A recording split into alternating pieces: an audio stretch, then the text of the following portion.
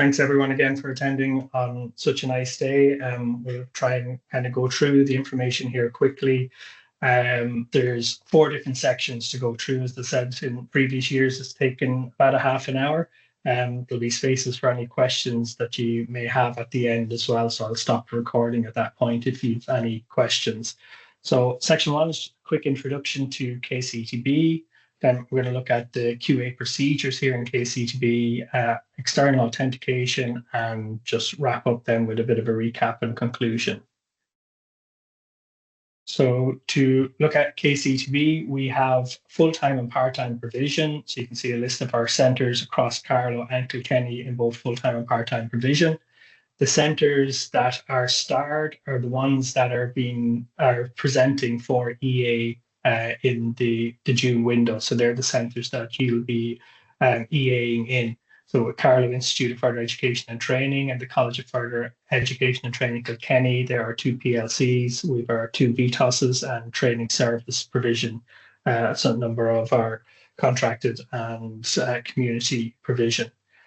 Just to note, with College of Further Kilkenny, they have a location in Kilkenny and a location in Thomastown where there's some of the R projects. But once you're in contact with the centre, the majority of it will be in Kilkenny. But I think maybe one EA that may be out in Thomastown, but the centre will go through that with you. And you can see the spread of the centres in KCETB. However, as I was saying, the ones that are being presented for this cycle will be mainly based in Kilkenny City and Carlow Town. The QA department, we're based in Danville Business Park in Kilkenny, and we have our address and phone number, email address and website. And I will be sharing a copy of these slides as well after the presentation, so you'll have all these details. So we're available then for contact if you have any questions or queries around the EA booking and paperwork around payment and any of that procedures. If you've any questions around the learner portfolios and accessing files and anything like that, that will be with your centre contact. As you can see, we've updated our website. So when you go to our website, you can see the homepage there. And on the homepage, we have and we have external authenticator. So if you click on that, it'll bring you to a page where you'll be able to access information that's pertinent to yourselves. And I'll show the website a little bit later. And then looking at the QA procedures. So we have a number of key documents that support the external authentication process in KCETB. The 2 QQI documents, the core statutory QA guidelines and the policy on quality assurance guidelines. I'm sure you're all familiar with them. There are links here in the presentation. So if you click on these in the presentation later, you'll be able to refer to them or have quick access to them. They mainly focus on the independence and externality of the EA, who are subject matter experts within the quality assurance system. And this is an important aspect of the assessment process because it ensures credibility to the awards being achieved by the learners. We also have our own document, which is our guidelines for completing EA on behalf of KCETB, which is basically what we're going to go through in the briefing today, but it's there then as a reference for you afterwards. And then we have our quality assurance policies and procedures for the fair and consistent assessment of learners, which is a bit of a mouthful, but referred locally in KCETB as our assessment policy. And it's currently on version 3.1. It's located under our policies on the website. The section that's mainly relevant to yourselves is actually the document D2 that will be shared with you or would have been shared with you in the email that Siobhan sent out. So that section focuses on EA within KCETB. So you don't necessarily have to refer to the assessment policy, but it's there if you want, as the document D2 that would have been shared with you would have the relevant information there. The KCETB quality assurance procedures. So this is the operation for QQI awards, the operation of internal verification, external authentication as a core quality mechanism for the fairness, consistency, and validity of assessment and assessment outcomes. So each KCETB centre, and I'm sure it's the same across all ETBs, follow this process where we have our assessment corrections. So the internal assessor corrects the learner work. The results are recorded in the marking sheets. Then the centre has the internal verification process where there's an independent verification of the results awarded to learners and the outcomes are recorded in an IB report. Then we have our external authentication process where the independent subject matter experts come in and do an authentication of the defined sample of learner evidence, and the outcomes are recorded then on an EA report. And once all the EA reports are in, we have our RAP, our results approval process. In KCETB, that's a joint RAP. So all the centres that are putting learners through for certification this round, they'll come together on the same day, and the discussion will be had around the EA reports and the results that are being put forward for approval. And the outcomes and actions then are noted on a RAP report, which is signed off by all the centres after the RAP meeting. For our external authentication, the way it operates in KCETB is that we have a central booking system. So QA book all of the EAs. We appoint EAs who are on the ETBI Direcsa database, and there's care to ensure that the EAs have technical and subject matter expertise with the appropriate ward area or field of learning so they can undertake the EA and are familiar with the modules that they're EAing. It's also important that EAs are independent of the centre to which they're EAing in and are available at the times that the centre is ready and is available for the EA work. So you can see from the image there, we usually start with our QQI submission date. We work back then to take in a time for learner appeals with a RAP provisional date, and then we work back to when the EA usually should be completed by, as we ask that EA reports are in, within 2 days of completing the EA. So different dates are set by different centres depending on when staff is around, and then kind of working back from that, we look at when centres need to have a request into the QA office. And you can see for the June window, it's quite early because, as you know, June is a very busy time. There's a lot of work going around for EAs, and just to ensure that we get EAs with the appropriate subject matter expertise, we look to start booking EAs early for the June window.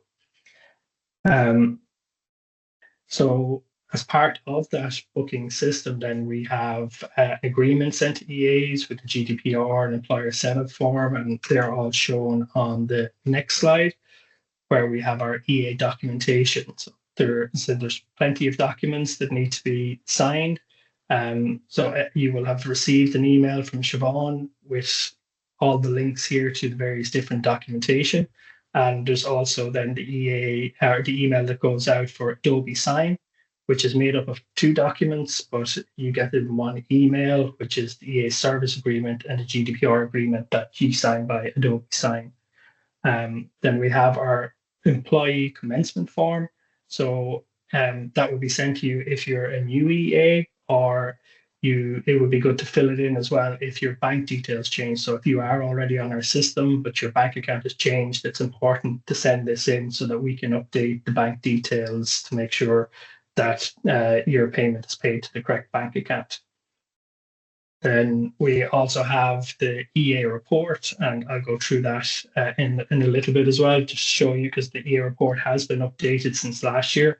It's been simplified a bit, so hopefully it's a bit easier to fill in.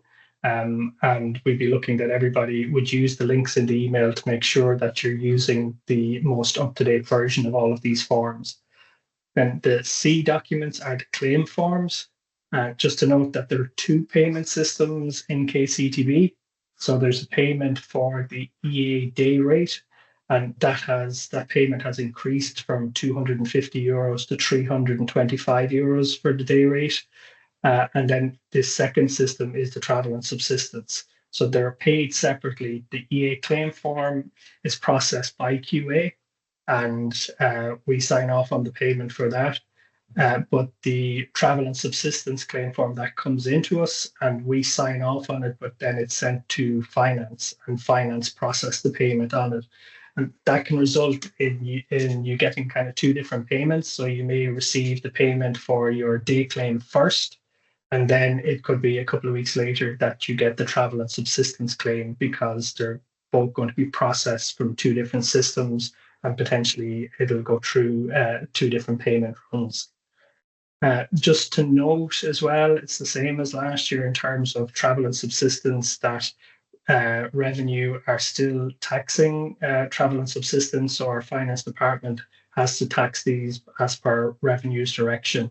And I suppose that was one of the main driving forces behind ETB's increasing the day rate to try and counteract some of the taxation of the travel and subsistence.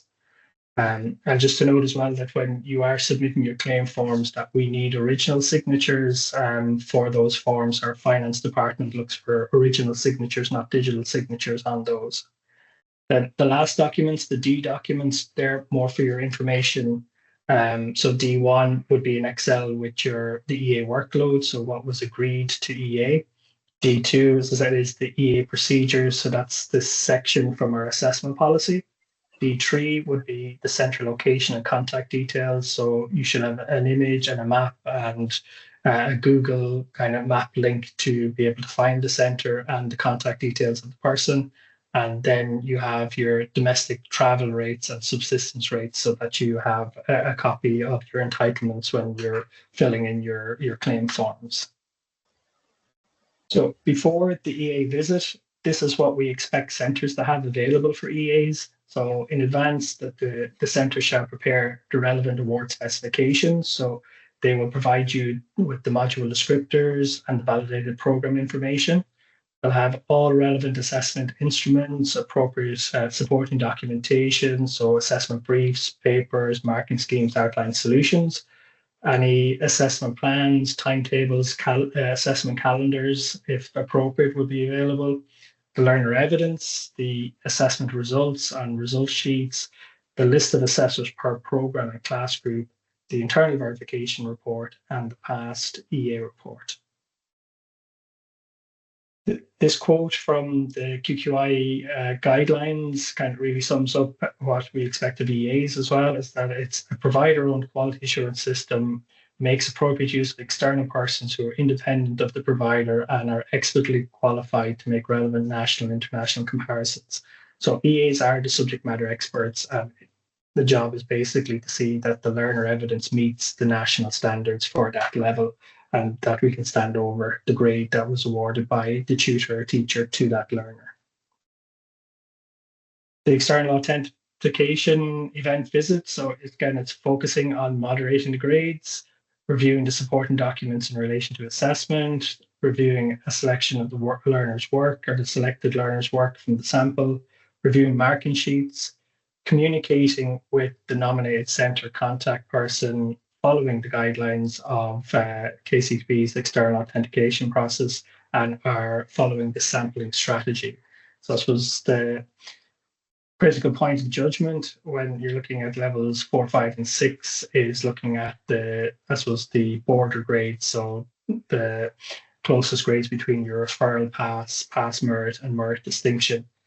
And you'll see here on our KCETB sampling strategy, which is also in our EA report. So it's listed in the EA report. It has changed from last year. So in terms of our strategy, we've a different strategy depending on whether it's levels 1 to 3, 4 to 6. So if there is 1 to 3 portfolios at levels 1 to 3, all the portfolios should be sampled.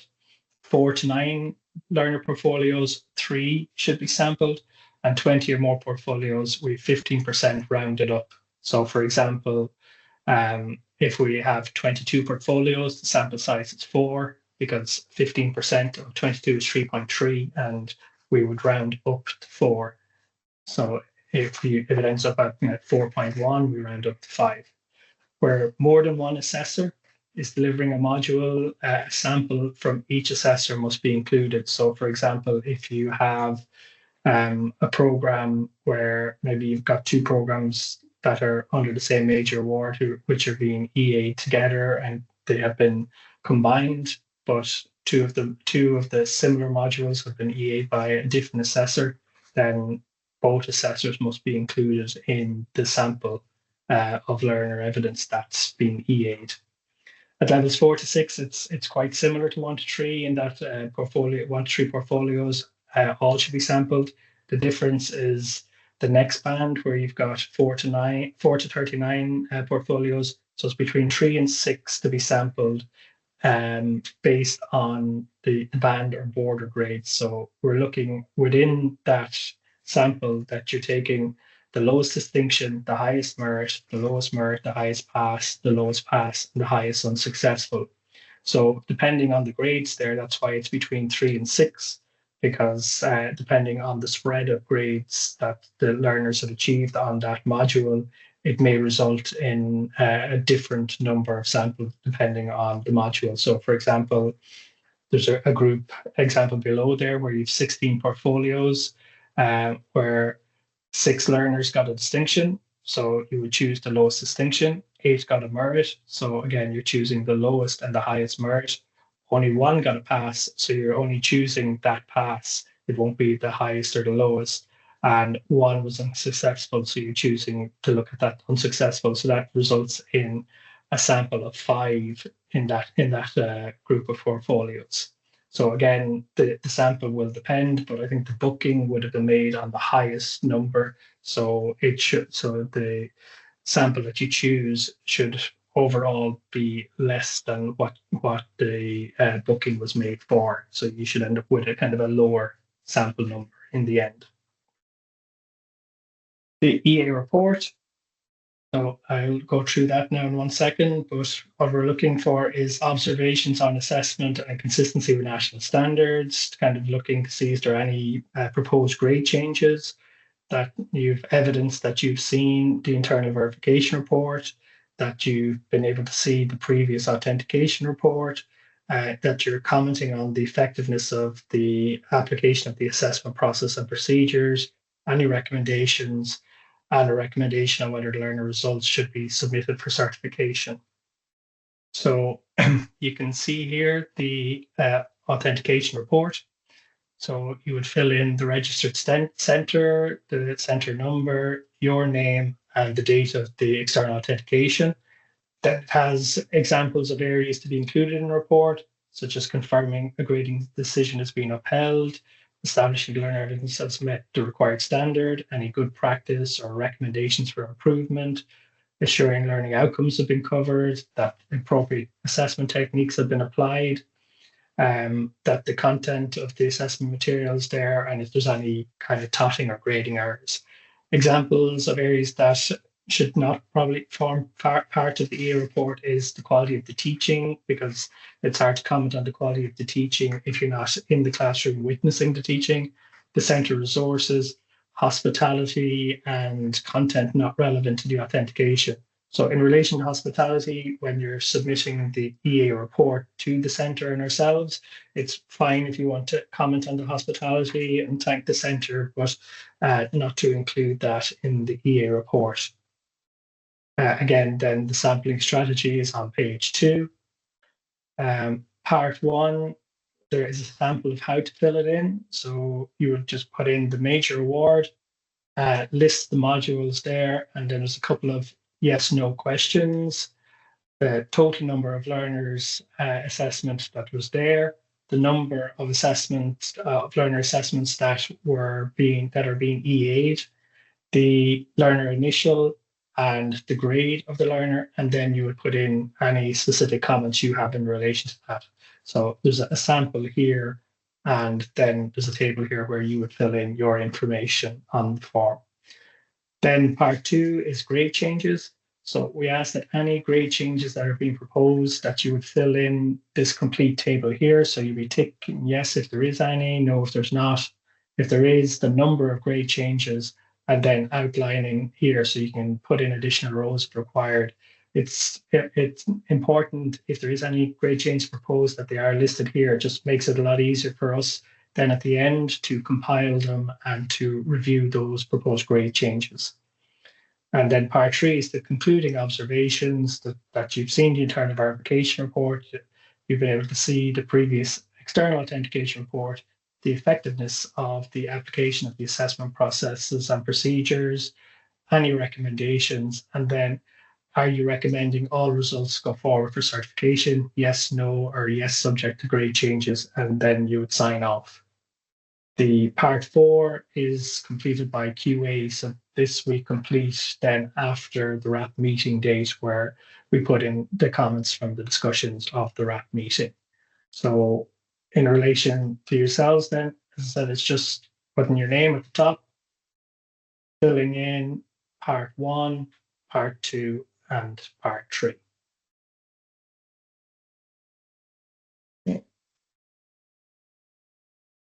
And just for the report, when you have completed the report and you're sending it in, we ask that you send the report both to your centre contact person and to the QA office. So you can send it on the same email. So sending it to the centre contact person and CC the qa.info@kilkennycarlowetb.ie as well in the same email. That'd be great. Just a couple of things that have come up in previous years in relation to EA. So we've kind of put them in here. Just to let you know that the module descriptors, some of them have been reviewed and updated locally. So that may mean that some of our module descriptors may differ from other ETB's approved descriptors. And these updates are made as part of KCETB's governance and management process. So this was the descriptors that are presented by the centres, they're descriptors that are approved by KCETB. So content from other ETB's descriptors should not be used as a reference point. Just to note that some centres don't print the provisional results; they would be digital, and it's fine to use Adobe Sign to or use Adobe Reader to fill and sign digital signatures on digital provisional result sheets. Bespoke arrangements are not always possible for EAs. So some EAs might prefer to have kind of a room on their own. Other EAs might prefer to be in a room with other EAs as well. So it will depend on the centre. But I know some centres will have individual space for EAs. Some centres, depending, like Carlow Institute or other centres, may have a kind of a room where each EA has a computer to access through Moodle the files, and it just allows a better support from the staff that's there to support the number of EAs that are on site at the one time. Provisional numbers being authenticated are subject to change. The numbers that would be provided when we're booking for EA, they're I suppose the provisional numbers at the time. Usually those numbers will decrease as we get closer to EA due to learners dropping out or evidence not being submitted. So usually the numbers that you would be EAing will be less than what's been agreed in the provisional numbers in the initial booking. Feedback. We on our assessment briefs, the feedback that is written on the assessment briefs is a summative feedback on the grade decision by the teacher or tutor. Feedback is I suppose formative feedback is given to the learner in many different ways, but it may not be documented on the assessment brief or may be documented in different ways. So it differs depending on the delivery of the centre. But to note that the feedback that relates to the assessment brief is summative and it's on the grading decision. Again, as I said before, please use the grade changes section in the EA report to put any grades changes that you're proposing. Please don't include any learner PPS numbers on any of the grade changes. And if you are proposing any grade changes, please discuss those with your centre contact person as well before you leave or before you finish with EA. Just to link the national grid of level indicators again, so that's linked here. And I'm sure you're all familiar with this, the National Framework Qualifications Grid of Level Indicators. It's a good indicator of the standard of the work, and it means to check that the learner has provided evidence that meets the standard for that level. So you can kind of check the knowledge, skills, and competencies of the work that's been submitted by the learner, that it's reflective of the program module at that level. Coming close to the end, communication with KCETB. So as I said, the arrangements are made by QA with the EA. There's a nominated contact person in each KCETB center, and QA will make the link between the external authenticator and the center contact person. So you may have gotten an email already with the contact person for the center you're EAing in. EAs are asked to highlight issues promptly with the center. So if there's any issues when you visit your center or when you're checking stuff online, if there's any missing documentation or assessment materials or if there's equipment not working, that you let your center contact person know as soon as possible so that the information can be brought forward or any of these issues can be rectified. And again, any grade changes that have been recommended to highlight those to the center contact. And on conclusion of the EA visit, to have a brief kind of check in with the center contact before you leave. The in-center authentication, the majority of the EA that will take place in this round will be in-center EA. I know that some people may be EAing in center on one day and then finalizing or finishing their EA remotely, but the majority of the centers will be in center EA. So when you arrive at the center, to link with your center contact person, and they will be able to bring you to the room where the assessment evidence is available to you. Evidence may be displayed in different formats depending on the center and the program. So it may be in digital, so it may be on a computer through Moodle or through Teams or OneDrive or ePortfolio, or the evidence may be displayed in a hard copy, especially if it's kind of an art program, etc. EA reports are submitted electronically. So once the EA report is completed, you would email it to the center contact and CC the QA department. And just to keep communication channels open with the center contact, especially if you are if you're doing remote external authentication. So again, it's very similar to in-center, except that you won't be in the center, but we ask that the same kind of procedures are followed, in that you would link in with the center contact person in the morning. If you have any issues, you'd be contacting them. Again, you'd be looking at your files online and checking in then with the center at the end of the day just to close out the EA process. So in conclusion, I say that the KCETB QA procedures and QQI guidelines are available to support the work of the EA. They're linked in this document that will be made available. Key documents information will be on our website. As I said, the arrangements for EAs are made by QA. So we're responsible for the booking and then for the processing of payment. But for any suppose queries or issues in relation to the EA process itself and the learner evidence, that's with the center contact person. So you liaise with the center contact person for authentication and communicate with the center contact person for any issues. A copy of this video and presentation will be on our website in the coming days. So the website, as I said, will look like this. Once you go into it, if you click on External Authenticator,